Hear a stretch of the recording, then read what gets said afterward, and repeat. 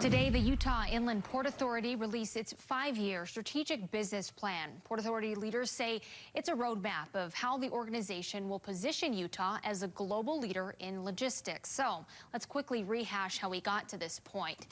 Now, the Inland Port passed state legislature on back in July 2018 and immediately drew criticism for the first budget of $1.9 million. Now, later that year, the port's board introduced an interim director, citing the need to speed up the process of the port. Up until that point, the board was functioning without any staff members.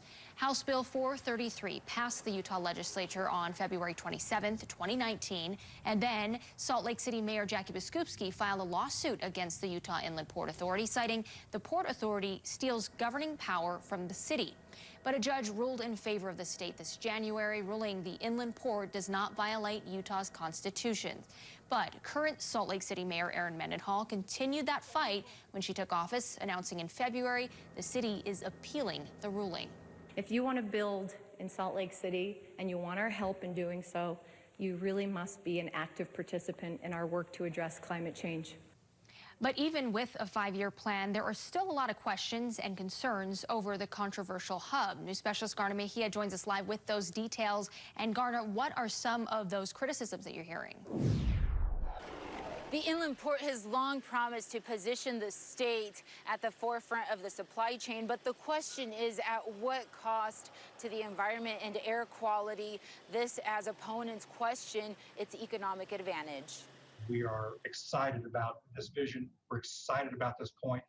This is not a stopping point. Jack Hedge, executive director of the Inland Port Authority, described today's unveiling of their strategic business plan as the starting point for the next 5 years. It will ensure that the backbone of our shared economy is strong, is resilient.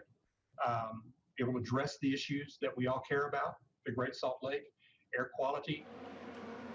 Port authorities say they considered 4 plans and settled on the one that allows them to use tax differential funds for a resilient, eco-friendly hub. We don't need just anybody here. We need the right companies to grow and build at the port. The port's jurisdictional area is made up of about 16,000 acres in Salt Lake County's Northwest hub, where air, rail, and truck transportation routes converge. Positioning Utah at the forefront of this wave of change is the overarching strategic vision.